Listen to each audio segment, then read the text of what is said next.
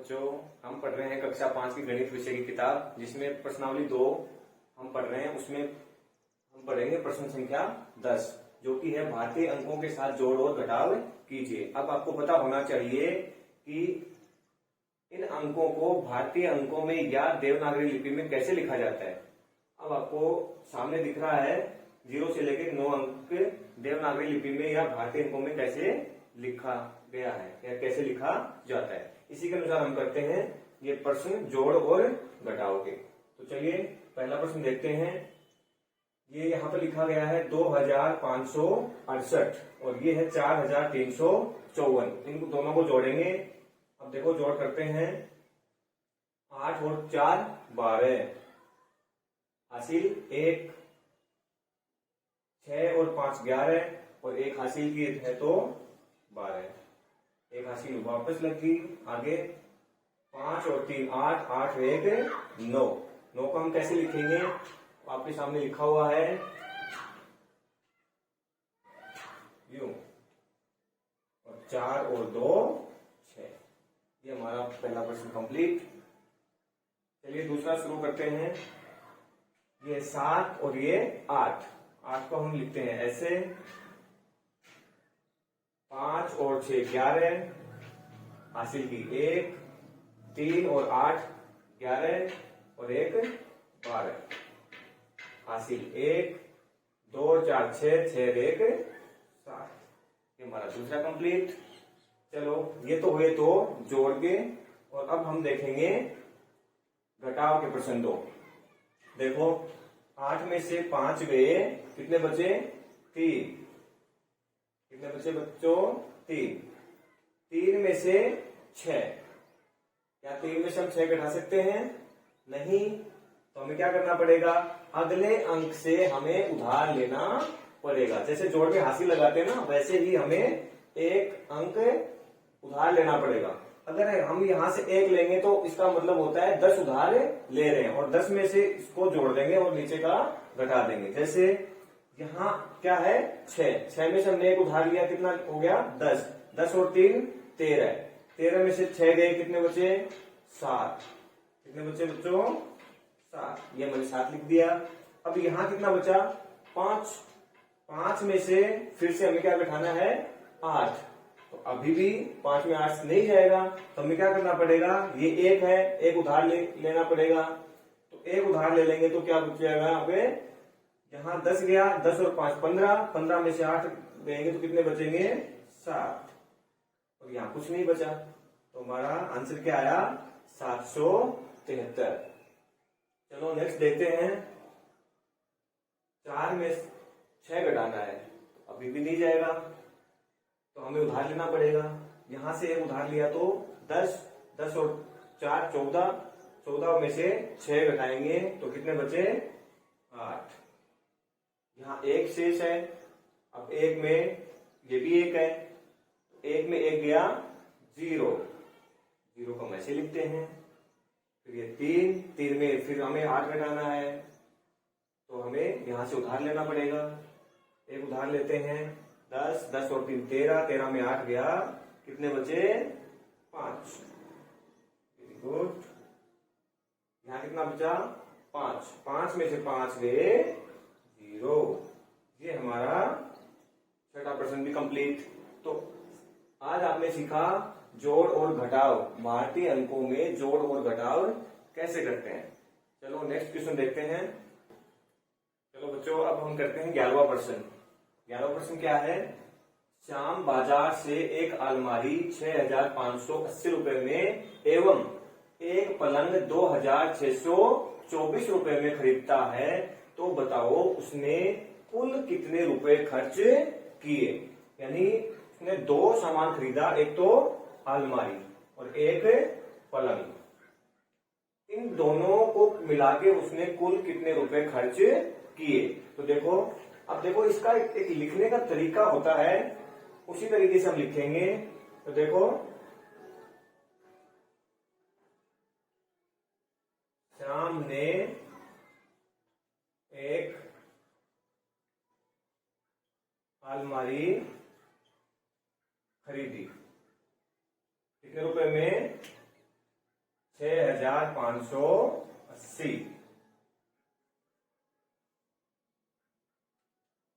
और यहां में खरीद रहा है तो एक पलंग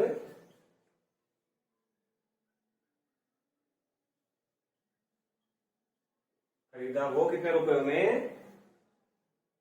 2,624 रुपए में। अब हम इसका योग कर देंगे। चलो जोड़ते हैं। 4 और 0 4, 2 और 8 10, एक हासिल, 5 और 6 11, 11 और 1 12, एक हासिल, 6 और 2 8, 8 और 1 9। ये हो गया हमारा 11वां प्रश्न कंप्लीट। तो कितना आया कुल? उसने कितने रुपए खर्च किए? 9,204 रुपए। तो हम इसका आंसर लिख देंगे। अतः श्याम ने कुल कितने रुपए खर्च किए? 9,204 रुपए खर्च किए। चलो देखते हैं नेक्स्ट क्वेश्चन। चलो बच्चों, अब हम करते हैं 12वां प्रश्न, जो कि है रमा ने एक मेज 3,450 रुपए में खरीदी और राधा ने एक मेज 960 रुपए में खरीदी। तो बताओ दोनों की मेजों के मूल्य में क्या अंतर है? इसका मतलब है, देखो रमा खरीदती है 3,450 रुपए में और राधा खरीदती है 2,960 रुपए में। यानी रमा ने मेज के हैं वो ज्यादा रुपए चुकाए हैं। कितने ज्यादा चुकाए हैं, वो अंतर कितना है, वो हमें ज्ञात करना है। तो देखो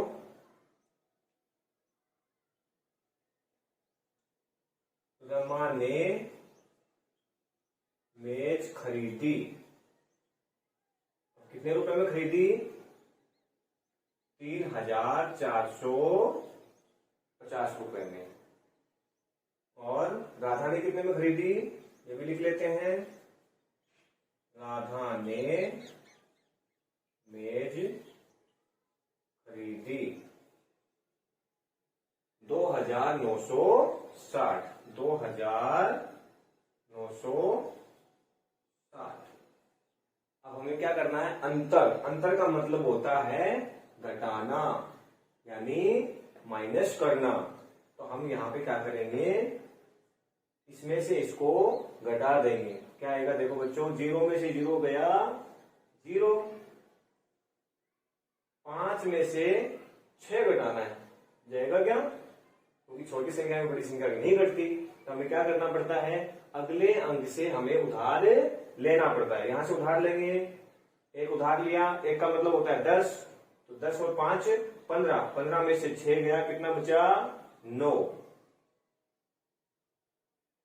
ये 9 लिख दिया। यहां कितना बच गया? एक उधार दे दिया तो एक इसके पास कम हो गया ना, तो 3 में से हमें कितना घटाना है? 9। तो हम वापस से उधार लेना पड़ेगा। यहाँ एक उधार लेंगे तो 13, 13 में से 9 गया, कितना बचेगा? 4। और यहाँ कितना बचा? अब 2, 2 में से 2 गए 0। ये हमारा आंसर 490 रुपए। देखो अब हम इसको लिख देते हैं। अतः अब क्या लिखना है कि दोनों मेजों के मूल्य में कितना अंतर है, ये प्रश्न पूछा गया ना। अतः दोनों मेजों के मूल्य में 490 रुपए, 490 रुपए का अंतर है। अब देखो मैंने जो जिस हिसाब से प्रश्न किया है, आपको उसी हिसाब से प्रश्न करना होता है, नहीं तो आपके नंबर कट जाएंगे। चलो नेक्स्ट क्वेश्चन देखते हैं। चलो बच्चों, अब हम करते हैं 13वां प्रश्न, जो लिखा हुआ है 4 अंकों की सबसे बड़ी व सबसे छोटी संख्या का योगफल ज्ञात कीजिए। अब इसमें देखो, ध्यान देने वाली बात है, शुरू में क्या लिखा हुआ है, देवनागरी लिपि में या भारतीय अंकों में 4 लिखा हुआ है। इसका मतलब है हमें देवनागरी लिपि में 4 अंकों की संख्या सबसे बड़ी लिखनी है और सबसे छोटी लिखनी है, फिर उनका योग ज्ञात करना है। अब आपको सबसे बड़ी व सबसे छोटी संख्या ज्ञात करनी हो अंकों में, या 2 अंकों की, 3 अंकों की, 4 अंकों की, अगर ये आपको नहीं आती है तो इसके लिए हमने पहले से वीडियो बना रखा है, उसको आप देख सकते हैं, तो अच्छे से आपको समझ में आ जाएगा कि सबसे बड़ी और सबसे छोटी संख्या को हम कैसे लिख सकते हैं, चाहे वो कितने भी अंकों की क्यों ना हो। तो चलो देखो, 4 अंकों की सबसे बड़ी संख्या क्या होगी, 4 बार 9 लिख देंगे,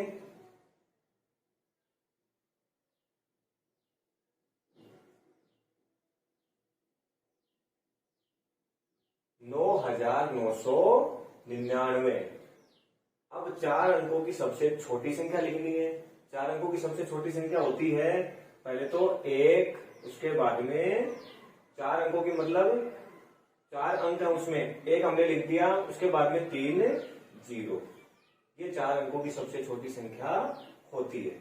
इसका हमें क्या करना है, योग ज्ञात करना है। योग का मतलब जोड़ करना है। जोड़ करते हैं, 9 और 0 9, 9 और 0 9, सबको जोड़ देंगे।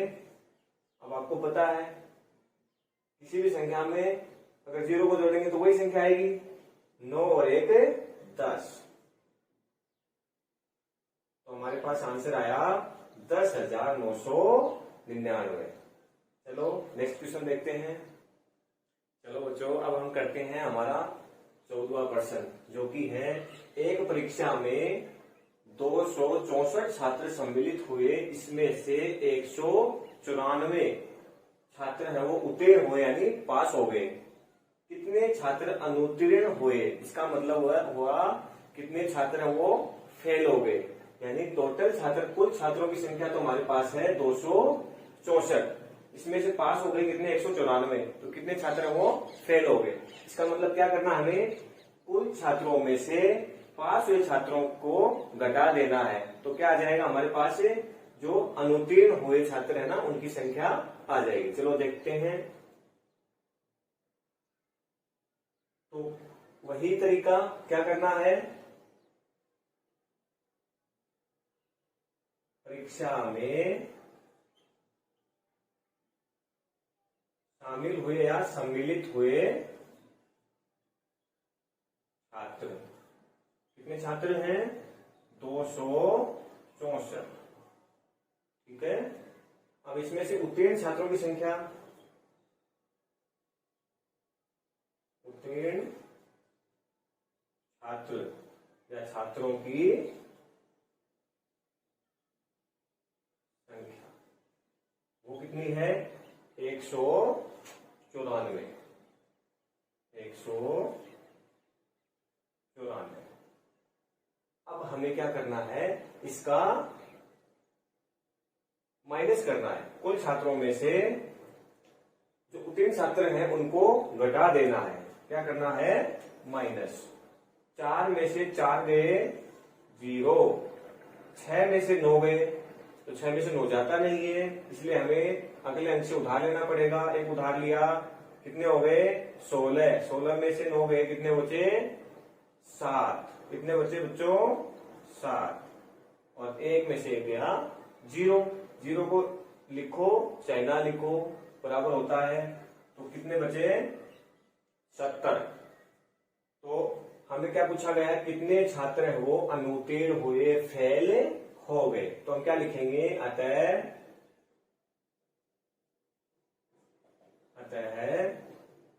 70 छात्र हैं वो अनुत्तीर्ण है, अनुत्तीर्ण हुए। ये हमारा आ गया आंसर। चलो नेक्स्ट क्वेश्चन देखते हैं। चलो बच्चों, अब हम करते हैं हमारा 15वां प्रश्न, जो कि लिखा हुआ है दो संख्याओं का योगफल 9732 है। एक संख्या उसमें हमें दी गई है, वो कितनी है? 3846। 3846। तो दूसरी संख्या ज्ञात करनी है, यानी हमें दो संख्याओं का योगफल दिया गया है जिनमें एक संख्या हमें दी गई है, और क्या निकालनी है हमें? दूसरी संख्या। दूसरी संख्या क्या होगी? चलो देखते हैं। देखो, दो संख्याओं, अब देखो ऐसे क्वेश्चन अगर लिखे हो तो उसका एक आंसर करने का तरीका अलग होता है। आपको सीधा अगर जोड़ दिया जाए, सीधा घटाव दिया जाए, तो हम सीधा ही लिख के उसको आंसर निकाल देते हैं, लेकिन इसका एक अलग तरीका होता है। उसी तरीके से आपको आंसर लिखना है। तो देखो, दो संख्याओं का योगफल, जो जो क्वेश्चन में हमें दिया गया वो लिख लेते हैं। कितना है बच्चों? 9732। इसमें से एक संख्या हमें दी गई है, वो है, एक संख्या जो हमें दी गई है वो कितनी है? 3846। 3846। हमें क्या ज्ञात करना है? दूसरी संख्या ज्ञात करनी है। तो यानी दोनों का योग दे रखा है, एक संख्या दे रखी है, तो दूसरी संख्या अगर हमें ज्ञात करनी हो तो इसके लिए हमें जो योगफल है उसमें दूसरी संख्या को चलो घटाते हैं, इससे हमारी दूसरी संख्या आ जाएगी। 2 में से 6 गया तो बड़ी संख्या है, छोटी संख्या में बड़ी संख्या नहीं घट सकती, तो हमें उधार लेना पड़ता है, आपको पता ही है। तो यहां से उधार लेंगे तो 12 हो गए, 12 में से 6 गया, 6 बचा। यहाँ पे फिर एक कम हो गया तो 2 बचे, 2 में से 4 घटाना है, फिर वही प्रक्रिया करनी है। एक उधार लेंगे, 12 में से 4 गए, क्या बचे? 8। यहाँ पे 6 बचा, 6 में से 8 घटाना है, तो जाएगा नहीं घटे। यहाँ से लेंगे तो 10 और 6 16, 16 में से 8 गए 8, यहाँ बचे 8, 8 में से 3 को घटाना है तो कितने बचेंगे? 5। ये हमारी दूसरी संख्या आ गई 5886। तो हम इसको लिख देंगे, अतः दूसरी संख्या क्या होगी? 5886 होगी, या 5886 है। चलो नेक्स्ट क्वेश्चन देखते हैं। चलो बच्चों, अब हम करते हैं लास्ट क्वेश्चन, प्रश्न संख्या 16, जो कि है 3 पर्दे सिलवाने के लिए 125 मीटर कपड़े की आवश्यकता है और 5 शामियानों के लिए 200, ये कितना है बताओ? 286 मीटर कपड़े की आवश्यकता है। तो बताओ दोनों में कुल कितना कपड़ा लगेगा? अब देखो, कुल नाम आते ही हमें क्या करना है? योग। पर्दों के लिए हमें दे रखा है कपड़ा कितना? 125 मीटर, और शामियानों के लिए है 286 मीटर। इन दोनों को जोड़ देना है, योग कर देना है। तो देखो, उत्तर लिखने का तरीका वही, 3 पर्दों के लिए या 3 पर्दे सिलवाने के लिए लिख दो, चाहे 3 पर्दों के लिए आवश्यक कपड़ा